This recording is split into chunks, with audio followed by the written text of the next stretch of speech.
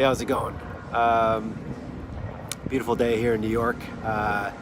And just been thinking about the idea of not allowing our failures or failings define us as failures.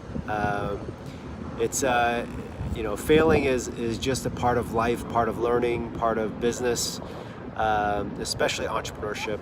And I mean, you name it. The greatest people, Jeff Bezos, Bill Gates, Warren Buffett, even the great Warren Buffett, they all admit to failings. They've all messed up, made mistakes, screwed up, and they have lived through them and even succeeded and thrived.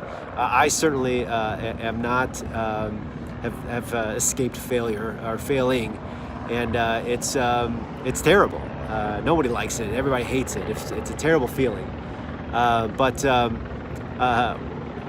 you can succeed from that.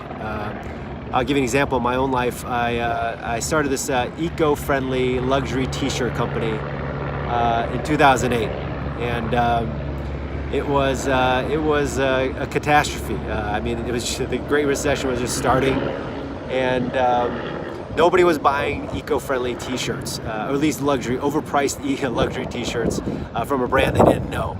And it was just something I learned. I hustled, I did a lot of different things, but ultimately it just never took off.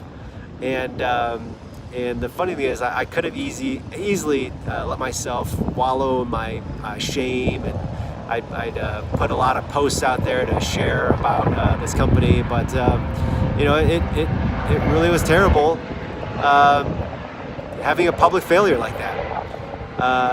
But from that, I actually learned a ton. I learned what it took to actually start and keep a company going, what it looked like to take a product and try to get it to market. And I took all those things, and right as that first company, that t-shirt company, was failing, my second company was actually succeeding. It started to grow and flourish. And if I didn't actually have that first failure, I don't think my second company would have ever really succeeded, which is interesting and ironic and crazy. But so out of that failing of the first company, my success actually grew and expanded.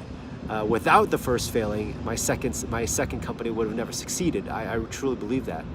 And so I think that we can easily let those failings define us, and to say no, because I've failed, I'm a failure. But that's not true.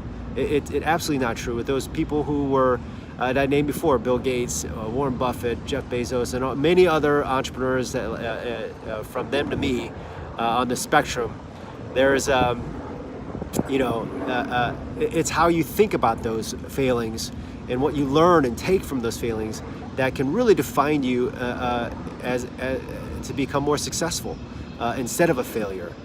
You can turn it on its head. So the question is for you is that are you letting your failings define you? You need to stop, because each day, today, tomorrow, you can redefine yourself. You can redefine what you are capable of doing. You can take those failings and make them into successes. My story is probably one of many. It's almost cliche, but I know that when you're in the depths or the valley of a failure or failing company or whatever it is, it could be a bad email that you sent out, or it could be something you really messed up at work. It could be even something you did with your family or your kid you just are ashamed of. Yes, you failed. But it doesn't necessarily mean you are a complete failure. You can learn from that and take it and succeed and go beyond that success. And you can actually do that today. So thanks for listening. I hope this was encouraging, doing this every week. I've got my links down below. I've got, I think, a blog post I've written about this, basically this t-shirt company, one of my biggest failures.